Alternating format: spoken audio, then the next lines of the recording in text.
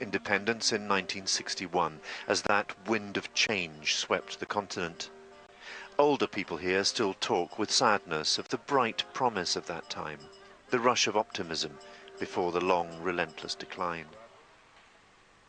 Fura Bay College in Freetown was West Africa's first university. At independence, it thought of itself as the light that would lead Africa to a new age of academic excellence and intellectual endeavour. Try to take this off the shelf. Look at that. They're fused together with the rotting card of the cover. See the dust on it. Look at that. The lost promise of the country finds its echo here in its library.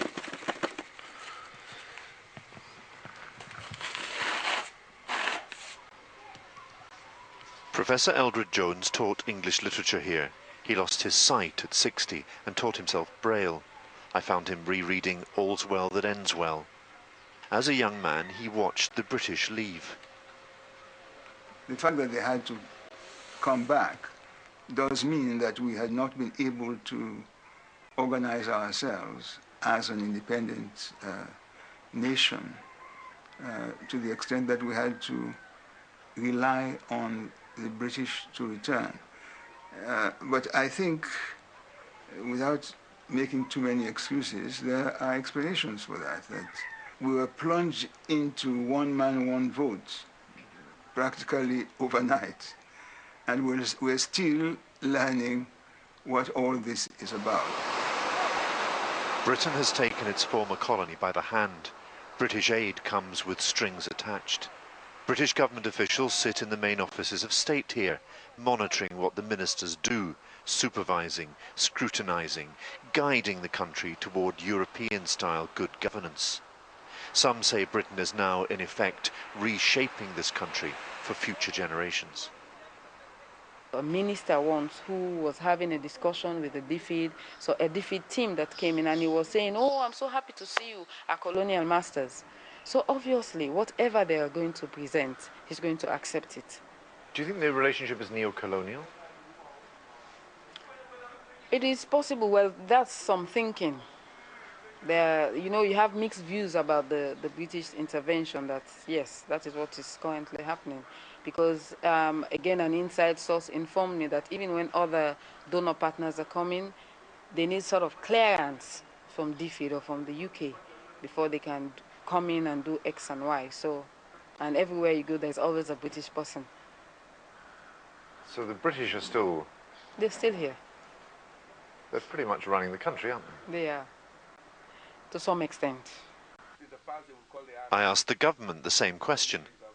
It's quite odd, isn't it, that the old colonial master should be playing such a... I want them to play more. That's what give us more. You want them to play an even bigger role? Oh yes, much more. They should take leadership. Yeah, I think in the Francophone countries, you can see whether overtly or discreetly, the French are very strong in the Francophone countries.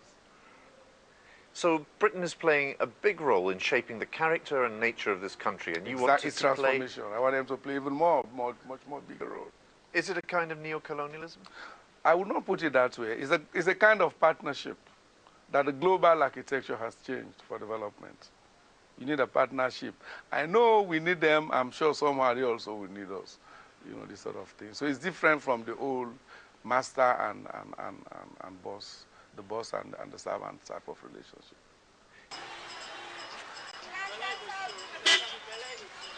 When the Victorians came here, they believed they were civilizing Africa. Theirs was the civilizing mission. This colony had been founded by enlightened British progressives as a homeland for freed slaves from America.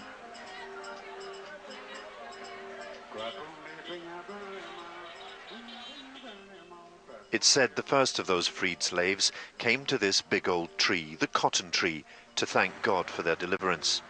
Ever since, the tree has been a symbol of the founding ideal of the colony: freedom, the civilizing mission, root and branch.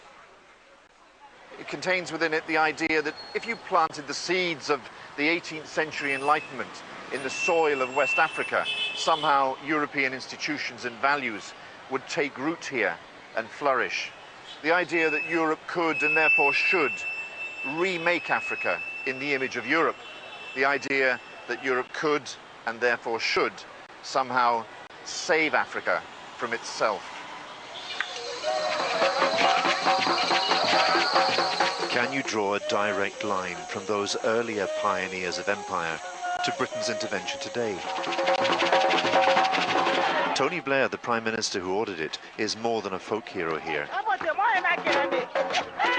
He has become some kind of talisman, a protective force.